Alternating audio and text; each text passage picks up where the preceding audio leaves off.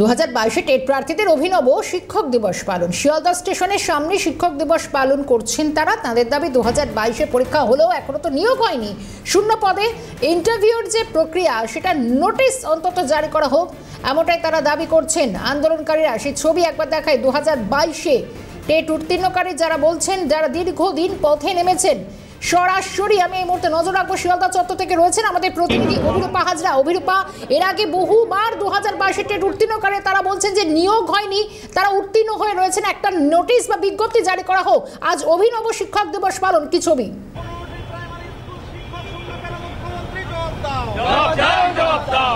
দেখো, এই অভিনব সিদ্ধান্ত, কারণ হচ্ছে আজকে 14 তারিখ, আজকে 5 তারিখ এবং 5 সেপ্টেম্বর হচ্ছে শিক্ষক দিবস। আর এই শিক্ষক দিবসের দিনে এই 22 টেট পাস করা যারা পরীক্ষা দিয়েছেন পরীক্ষার্থীরা আজকে রাস্তায় নেমেছেন, শিয়ালদা স্টেশনকে বেছে নিয়েছেন তাদের একমাত্র পথ। যে এতদিন তারা যে বঞ্চনার শিকার হয়েছেন, সেই বঞ্চনা থেকে মুক্তি দিতেই তাদের এই প্রতিবাদ। আমি জিজ্ঞাসা করবো কি কারণে এই প্রতিবাদ? আজকে শিক্ষক দিবস আমাদের শিক্ষক ও শিক্ষকদের কাছে এই দিনটা বড় দিন। আজকে এই এরকম মাসে মানে 2022 সালের 11 সেপ্টেম্বর প্রাইমারি শিক্ষক নিয়োগের নোটিফিকেশান দেওয়া হয়েছিল, সেই কারণে টেট নেওয়া হয়েছিল। আর আজকে 5 সেপ্টেম্বর 2025, সেই দীর্ঘ পাকা 3 বছর আমরা কোয়ালিফাইড হয়েও, আমরা সরকারি পরীক্ষায় টেট উত্তীর্ণ হয়েও আজকে 3 বছরে কোনো পদক্ষেপ নেওয়া হয়নি। কাল শিক্ষক দিবসে অনুষ্ঠান করলেন, কিন্তু গতকাল শিক্ষক দিবসে মুখ্যমন্ত্রীর পুরো ভাষণটাকে আমরা চেষ্টা করেছি, হবু শিক্ষক প্রাইমারি শিক্ষকরা পুরো ভাষণটাকে আমরা দেখেছি খুঁটিয়ে খুঁটিয়ে।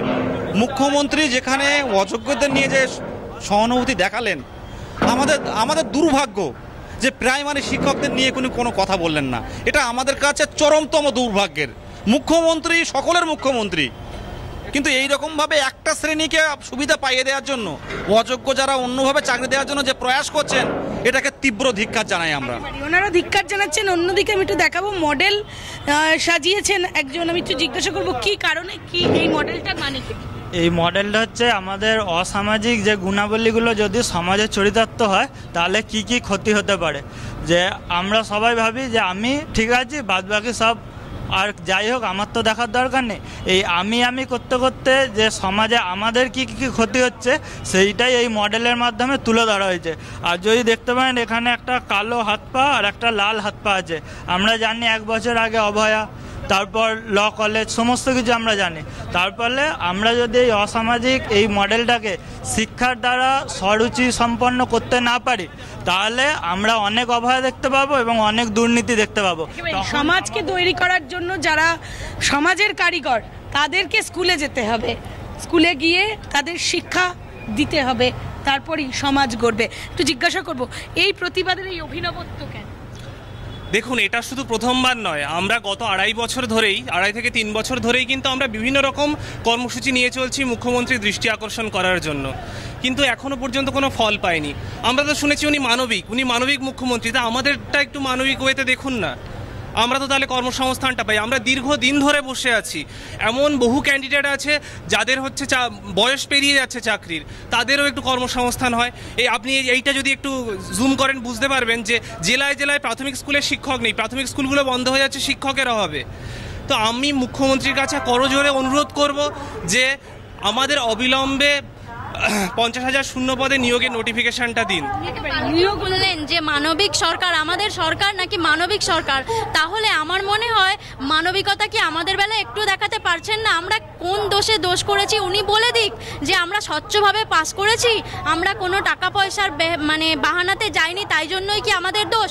আমাদের কবে নিয়োগ দেবেন প্লিজ মাননীয়া, আমাদের জন্য একটু দয়া করুন। আপনার মানবিকতা আমরা জানি, আপনার মমতায় পড়াশোনা, তাহলে আমাদের প্রতি নয় কেন? আপনি জবাব দিন প্লিজ। আমাদের প্রাইমারি স্কুলে পাঠানোর একটু দয়া করে ব্যবস্থা করুন।